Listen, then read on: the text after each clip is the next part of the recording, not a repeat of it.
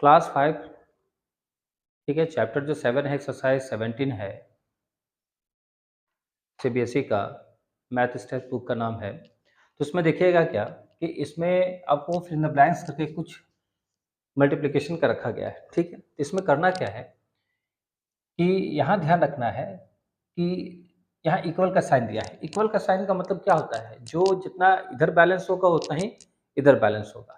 इसका कहने का मतलब है कि जो भी मल्टीप्लिकेशन का जितना भी कैलकुलेशन करने के बाद राइट साइड में, मतलब राइट हैंड साइड, और इधर होता है लेफ्ट हैंड साइड।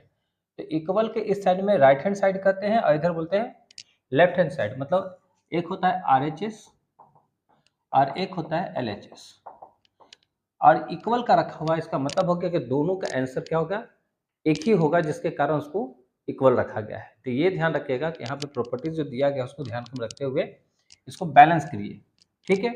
तो यहाँ पे क्या करना है, यदि 1/7 है, यहाँ 2 है और यहाँ पर इक्वल का साइन दिया है, लेकिन यहाँ 1/7 है, यहाँ पर क्या होना चाहिए, यहाँ 2 लिख देंगे तो इक्वल हो जाएगा, ठीक है। दूसरी बात, फिर यहाँ देख रहे हैं क्या कि यहाँ भी इक्वल है, लेकिन यहाँ 1/8 है, इंटू है 5 है, लेकिन यहाँ 5 है, यहाँ डैश है, इसका मतलब यहाँ 1/8 होगा। बात समझ में आ रही है। सिर्फ क्या करना है आपको, एक तरीका से देखा जाए बैलेंस कर लेना है, ठीक है। उसको प्रॉपर्टीज को देखते हुए क्या करना है, उसको बैलेंस करेंगे कि इधर आरएचएस साइड में जितने भी नंबर्स होंगे वो उस साइड में, मतलब एलएचएस साइड में भी क्या करेंगे, इक्वल होना चाहिए, ठीक है। तो जैसे यहाँ पे देखिए, यहाँ सी में लिखा हुआ है कि यहाँ डैश है, इंटू 1/12 है, इक्वल टू 1/12 इंटू 7, यहाँ 7 एक्स्ट्रा है, मतलब यहाँ 7 है और यहाँ 7 नहीं है, तो यहाँ पर क्या करेंगे, 7 कर देंगे।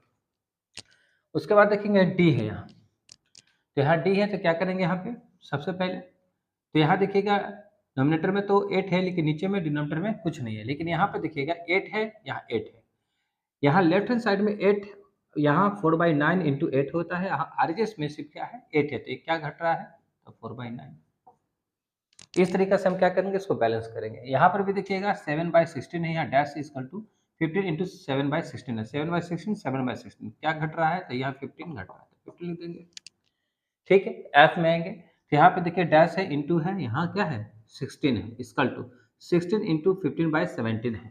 तो यहाँ आपको 16 और 16 मैच कर रहा है, लेकिन क्या मैच नहीं कर रहा है, 15/17, मतलब ये यहाँ पे छूटा हुआ है, तो यहाँ पे इसको लिख देंगे। इससे क्या होगा, दोनों देखिएगा इक्वल हो जाएगा। अब यहाँ 2a में लिखा हुआ है, देखिए यहाँ पर ब्रैकेट्स में इस सबका यूज किया गया है, ठीक है। तो यहाँ पर ध्यान रखना है कि यहाँ ब्रैकेट में जो है, स्मॉल ब्रैकेट में 1/2 इंटू 1/3 इंटू, ये ब्रैकेट से बाहर है 1/4 इक्वल है। यहाँ ब्रैकेट में 1/3 1/3 हो गया, 1/4 है 1/4 हो गया, क्या घट रहा है, तो 1/2, तो 1/2 लिख देंगे, ठीक है। अब यहाँ देखेंगे कि 1/7 है, इंटू 1/16 है, यहाँ स्मॉल ब्रैकेट में किया गया है, इंटू ये क्या है, डैश है, इसकल टू यहाँ 1/7 है, इंटू है, यहाँ 3 को प्रॉपर्टीज है ना, 1 2 3 है, तो 1/7 इंटू 1/16 इंटू 1/25। तो आप देखोगे कि 1/16 ये है, यहाँ पर मैच कर गया, 25 नहीं है, 1/7 1/7 है, क्या नहीं मिल रहा है, 1/25 नहीं मिल रहा है, तो यहाँ पर हम ऐसे लिख लेंगे। उसके बाद देखिए कि यहाँ पर लिखा हुआ है कि 1/9 9/11 है और 6/17 है, इंटू 5/18 है, यहाँ 3 को दिया गया है और यहाँ पे 2 ही है, यहाँ थर्ड नंबर भरना है, तो 6/17 है, यहाँ 6/17 है, 5/18 है, 5/18 है, यहाँ पर 9/11 है, या फिर यहाँ 9/11 नहीं है, तो यहाँ पर 9/11 रख देंगे। फिर यहाँ पर देखेंगे कि यहाँ पे आपको 16/25 है, into 17/39 into dash equal to 16/25 into bracket में है, स्मॉल ब्रैकेट में 17/39 इंटू 21/50 है। तो यहाँ पर आपको 3 है, 1 2 3 है, यहाँ पे 2 ही है, तो राइट हैंड साइड में 3 कैटेगरी में है और यहाँ पर 2 ही कैटेगरी है। तो इस कंडीशन से 16/25 मैच कर रहा है, 17/39 मैच कर रहा है, लेकिन 21/50 इधर नहीं है, तो इसको हम यहाँ लिख देंगे। अब आते हैं हम लोग क्वेश्चन नंबर 3 में। 3 में देखिएगा ए में कह रहा है कि 1/2 को 0 से यदि हम इंटू करते हैं तो क्या आएगा, तो आप जानते हैं कि 0 से जब भी मल्टीप्लाई करते हैं किसी भी नंबर्स को, तो वो क्या होता है, 0 में कन्वर्ट हो जाता है, इसलिए यहाँ पर हम क्या करेंगे, 0 रखेंगे, और 1 से जैसे ही मल्टीप्लाई करेंगे तो यही चीज़ उतर जाएगा आपको 3/11। जब भी ध्यान रखेंगे कि इस साइड में इससे मल्टीप्लाई करेंगे तो यही आएगा, तो यहाँ लिख देंगे 7/7/8। ठीक है, अब यहाँ पे जीरो लाना है तो कितना से मल्टीप्लाई करेंगे, इसमें तो जीरो होता है तो जीरो से मल्टीप्लाई करेंगे तो जीरो हो जाएगा।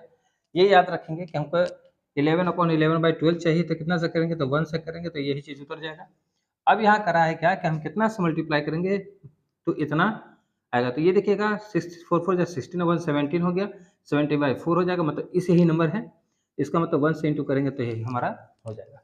तो हम लोग देखेंगे कि कैसे इसको सॉल्व किए देखें, और उसके बाद क्या किए, इसको कैसे आरएचएस और एलएचएस दोनों इक्वल रखना है, दूसरे से कैसे कैटेगरी को रखे हैं, इसको प्रॉपर्टीज को देखते हुए। ठीक है, इसी तरीके से इसको क्या कीजिएगा, सॉल्व कीजिएगा। बहुत ईजी क्वेश्चन है, ठीक है, और ये एक्सरसाइज भी है।